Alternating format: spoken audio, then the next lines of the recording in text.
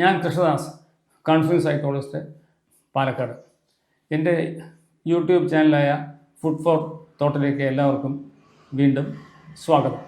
ഞാനിന്ന് ഇവിടെ പറയാൻ പോകുന്ന വിഷയത്തിൻ്റെ ടൈറ്റിൽ നാട് ഓടുമ്പോൾ നടുവേ ഓടുന്നവർ സൂക്ഷിക്കുക എന്നുള്ളതാണ്. ഈ പ്രസ്ഥാനം കേൾക്കുമ്പോൾ നെറ്റി ചുളിക്കുന്നവരുണ്ടാവും. പക്ഷേ എൻ്റെ ബോധത്തിൻ്റെയും പ്രത്യക്ഷവും പരോക്ഷവുമായുള്ള അനുഭവങ്ങളുടെയും അടിസ്ഥാനത്തിലാണ് ഞാൻ ഇത് പറയുന്നത്. നിങ്ങൾക്ക് യോജിക്കാനും വിയോജിക്കാനുമുള്ള സ്വാതന്ത്ര്യമുണ്ട്. സമൂഹത്തിൻ്റെ സമ്മർദ്ദം കൊണ്ട്, അതായത് സോഷ്യൽ പ്രഷറിൻ്റെ സമ്മർദ്ദം കൊണ്ട് പല വ്യക്തികളും തങ്ങൾക്ക് ബോധ്യം വരാത്തതും യുക്തിരഹിതവുമായ പല കീഴ്വഴക്കങ്ങളും പ്രവൃത്തികളും അനുവർത്തിക്കാൻ നിർബന്ധരാവുന്നില്ലേ? ആലോചിച്ച് നോക്കുക. ഇവർക്ക് ആത്യന്തികമായി വന്നു ഭവിക്കാൻ സാധ്യതയുള്ള പ്രശ്നങ്ങളെക്കുറിച്ചുള്ള അവലോകനമാണ് ഇന്നത്തെ എൻ്റെ വിഷയം. ഏത് കാലത്തും സാമൂഹിക സമ്മർദ്ദങ്ങൾക്ക് അതീതമായി ചിന്തിക്കുകയും പ്രവർത്തിക്കുകയും ചെയ്തവർക്ക് മാത്രമാണ് സമൂഹത്തെ ക്രിയാത്മകമായും പുരോഗമനാത്മകമായും മുന്നോട്ട് നയിക്കാൻ കഴിഞ്ഞിട്ടുള്ളത്.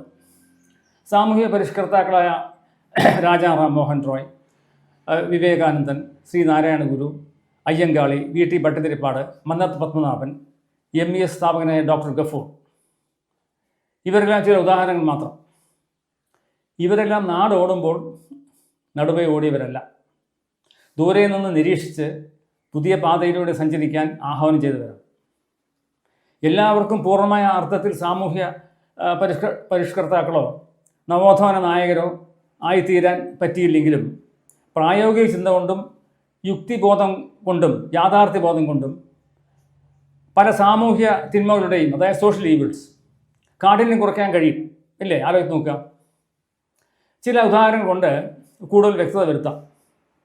നിയമവിരുദ്ധവും യുക്തിരഹിതവുമായ പല കീഴ്വഴക്കങ്ങളും വിവാഹത്തിൻ്റെ കാര്യത്തിൽ വ്യക്തികൾ പാലിച്ചു പോരുന്നുണ്ട്. ആൺകുട്ടികൾക്കും പെൺകുട്ടികൾക്കും ഒരേ കോഴ്സ് പഠിക്കാൻ തുല്യമായ ഫീസും അനുബന്ധ ചിലവുകളുമാണുള്ളത്, അല്ലേ? പക്ഷേ തുല്യ വിദ്യാഭ്യാസ യോഗ്യതയും തുല്യ ശമ്പളവുമുള്ള ആൺകുട്ടികളുടെയും പെൺകുട്ടികളെയും വിവാഹകാര്യം വരുമ്പോൾ ലിംഗസമത്വം, അതായത് ജെൻഡർ ഈക്വാലിറ്റി, സ്ത്രീധന സമ്പ്രദായത്തിലൂടെ ചോദ്യം ചെയ്യപ്പെടുന്നില്ലേ? സ്ത്രീധനം കണക്ക് പറഞ്ഞ് ഉളുപ്പില്ലാതെ ചോദിക്കാൻ മടിയില്ലാത്ത ഒരു വിഭാഗം ഇപ്പോഴുമുണ്ട്. സോഷ്യൽ പ്രഷർ കാരണം പെൺവീട്ടുകാർ ഇതിന് വഴങ്ങുന്നുണ്ട്. ധാരാളം ആസ്തിയും വലിയ ബിസിനസ് സാമ്രാജ്യങ്ങളും സ്ഥിര വരുമാനങ്ങളൊക്കെ ഉള്ള പെൺവീട്ടുകാർക്ക് ഇതൊന്നും വലിയ പ്രശ്നമായിരിക്കില്ല.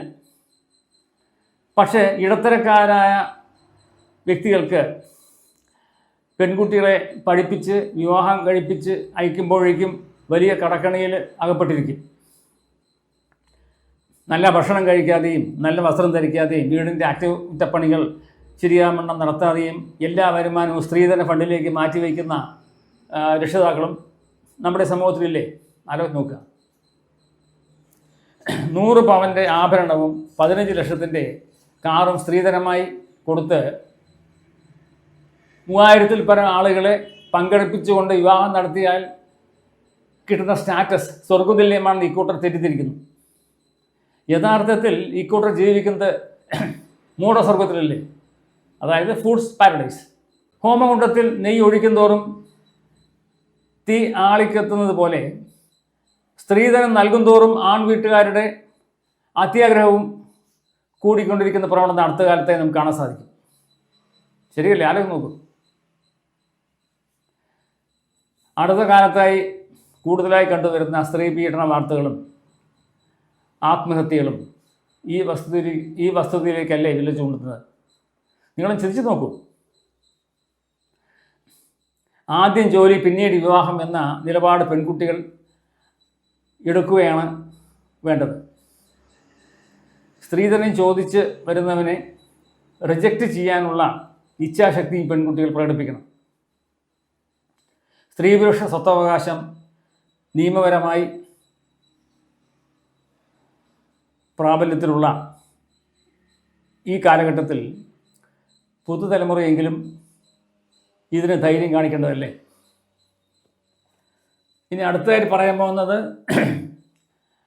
നമ്മളൊക്കെയും പലപ്പോഴും അനുഭവിച്ചിട്ടുള്ളതും മറ്റുള്ള വ്യക്തികൾ അനുഭവിച്ച് കണ്ടിട്ടുള്ളതുമായ ഒരു കാര്യമാണ്. അതായത് വിദേശയാത്രയുടെയും അതുപോലെ തന്നെ നമ്മളുടെ മറ്റ് പല ഭാഗങ്ങളിലേക്കുമുള്ള പിന്നെ വിനോദയാത്രയെക്കുറിച്ചാണ് ഞാൻ അടുത്ത് പറയുന്നത്. സന്തോഷം വർദ്ധിപ്പിക്കാനായി വിദേശയാത്ര ചെയ്യുന്നവരെ കുറിച്ച് പ്രത്യേകം പറയാനുണ്ട്. ഇത്തരം യാത്ര ചെയ്യാനുള്ള ആരോഗ്യവും ധനസ്ഥിതിയും സമയവും താല്പര്യവും ഉള്ളവരുടെ കാര്യമല്ല പറയാൻ ഉദ്ദേശിക്കുന്നത്.